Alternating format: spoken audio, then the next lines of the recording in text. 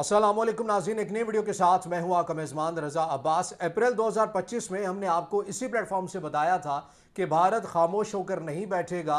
Operation सिंदूर की जो खिफ़त है, जो हजीमत है, उसको किसी न किसी तरह मिटाने के लिए वो खुफिया तौर के ऊपर कुछ ना कुछ प्लान कर रहा है। अब वो मनसूबाबंदी खुद आश्कार हो चुकी है।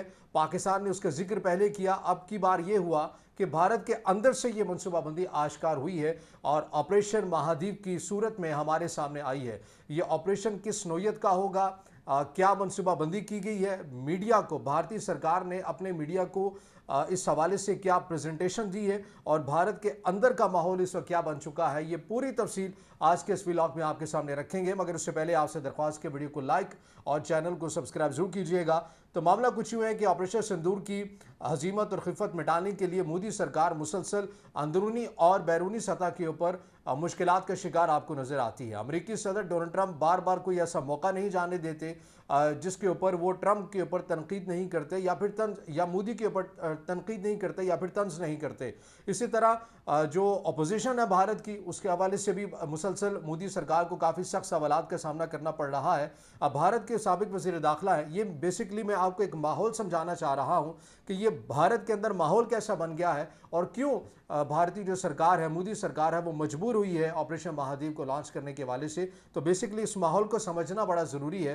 तो मामला कुछ यूँ होता है कि भारत के जो साबिक वज़ीर दाखिला भी रहे चिदंबरम, वो अपने स्टेटमेंट में देते हैं कि जंगी रवैये पर शदीद तनकीद करते हुए उन्होंने कहा, ये मैं उनकी स्टेटमेंट मिनवान आपके सामने रख रहा हूँ, कि जब हुकूमत सच्चाई और शफाफियत से महरूम हो जाए तो वो दुश्मन बनाने लगती है। फॉल्स फ्लैग ऑपरेशन और झूठे बयानिए सिर्फ कौम को गुमराह करते हैं, दुश्मन को नहीं।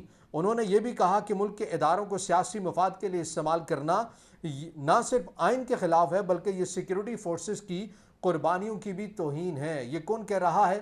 भारत के साबिक वज़ीर दाखिला कह रहे हैं, मोदी सरकार के ऊपर तनकीद कर रहे हैं कि आप फॉल्स फ्लैग ऑपरेशन करते हैं और अपने ही सिक्योरिटी इदारों की कुर्बानियों की फिर तौहीन करते हैं और आप ये आइन की खिलाफ वर्जी कर रहे हैं कि अपने ज़ाती सियासी मफाद की खातिर आप मुल्क की पूरी सिक्योरिटी को दाव पर लगा रहे हैं।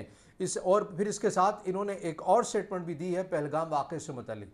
अब ये मुल्क के वज़ीर दाखिला रहे हैं, इनकी स्टेटमेंट बड़ी मानी रखती है। इन्होंने ये कहा कि पहलगाम वाक़े के ऊपर कोई एक भी सबूत, 3 माह तकरीबन गुजर जाने के बावजूद मोदी सरकार एक भी सबूत रजिस्टर्ड नहीं करवा सकी कि यह हमला, इसके अंदर पाकिस्तान मुलव्विस था, बाकायदा तौर के ऊपर रियासत पाकिस्तान मुलव्विस थी या नहीं थी, कोई मुस्तनद जो सबूत हैं वो मोदी सरकार नहीं रख सकी। एक तो ये माहौल बना। दूसरे साथ इसके साथ जो एक और रफाल तैयारा गिरने के हवाले से मोदी सरकार मुसलसल तरदीद कर रही है। अब उनके अपने ही ईवान के अंदर उनके अपने ही एक सियासतदान एक सबूत पूरा ले आए। उन्होंने क्या कहा? ये अमरिंदर सिंह इनका नाम है, ये बेसिकली सिख हैं। ज़ाहिर है इनकी तकरीर आपने सुनी होगी, बहुत तेज़ी के साथ सोशल मीडिया के ऊपर वायरल भी हो रही है।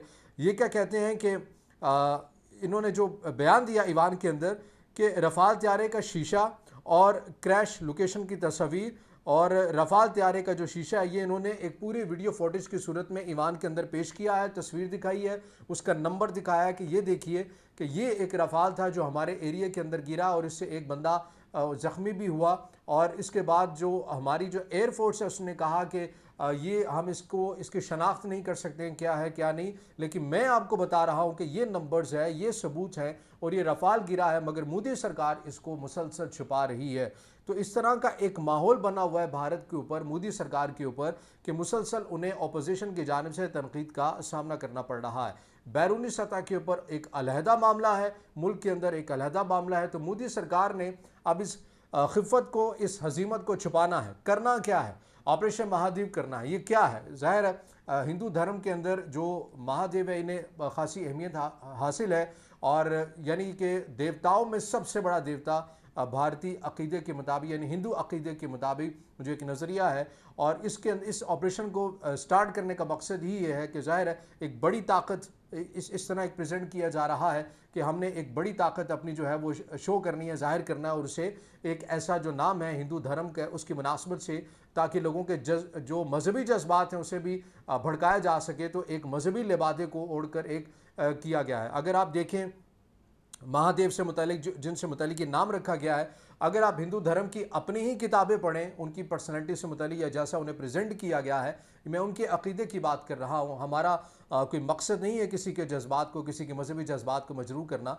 अगर हम इन्हीं के अकीदे के मुताबिक उन्हीं की चीज़ें पढ़ते हैं महादेव की, तो वो महादेव से मुतालिक जो चीज़ें सामने आती हैं, उन्होंने तो कभी नहत्ते लोगों के ऊपर हमला नहीं किया है, उन्होंने तो कभी नहत्ते लोगों को अपने प्रोपेगेंडे के लिए इस्तेमाल नहीं किया है। लेकिन मोदी सरकार, बीजेपी अपने अकायद के लिए अब कहाँ तक जा सकती है, ये खुद भारत के अपने लोगों के लिए एक सवाल होना चाहिए और ये पूछा भी जाना चाहिए। अब मामला क्या होगा, पैटर्न क्या है इस बार? पैटर्न ये है कि जो DGISPR है पाकिस्तान की, वो पहले ही बता चुके हैं कि इस वक्त भारत की जेलों में तकरीबन 723 के करीब जो पाकिस्तानी हैं वो कैद हैं, जो अपने रिश्तेदारों से मिलने गए, जो सियाहत के नुक्ते नज़र से गए या फिर वो किसी दरगाह के हवाले से गए, उन्हें भारत की जानिब से किसी न किसी इल्ज़ाम के अंदर जेलों में डाला हुआ है। 723 के करीब ये नंबर्स हैं और इनके ऊपर अब कोई ना कोई इल्ज़ाम लगाना है कि इनका ताल्लुक किसी तंजीम के साथ है, पाकिस्तान की किसी तंजीम के साथ है, और फिर इसी बिना के ऊपर इनका एक फेक इनकाउंटर भी कर देना है और दुनिया को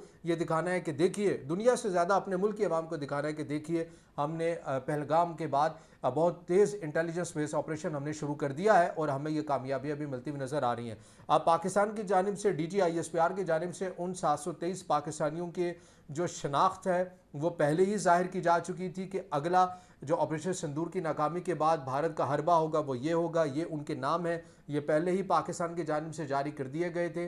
अब इसमें भारत ने फिर भी इसको अपने फॉल्स फ्लैग ऑपरेशन के तौर के ऊपर इस्तेमाल करना है, ताकि जो अब अंदरूनी सतह के ऊपर मोदी सरकार के ऊपर एक दबाव आ रहा है, उस दबाव को मिटाने के लिए अब नहत्ते कैदियों का इस्तेमाल किया जाएगा मोदी सरकार की जानिब से। तो बहरहाल ये वो अब तक की अपडेट है, जिससे ये बात ज़रूर आखिर में मैं ये कहना चाहूँगा कि झूठ से जंगें नहीं जीती जा सकती और नहत्ते कैदियों के खून से फतह के तराने नहीं गाए जा सकते। ये मोदी सरकार को सोचना होगा और भारत की अपनी जो जिम्मेदार अवाम है उन्हें भी सोचना होगा, ताकि वो अपनी हुकूमत के ऊपर बार बार ऐसे सवालात खड़े कर सकें, ताकि वो अपने मुल्क को एक ख़तरनाक चीज़ तक वो ना लेकर जाएँ। तो ये अब तक की अपडेट है जो आपके सामने रखी है।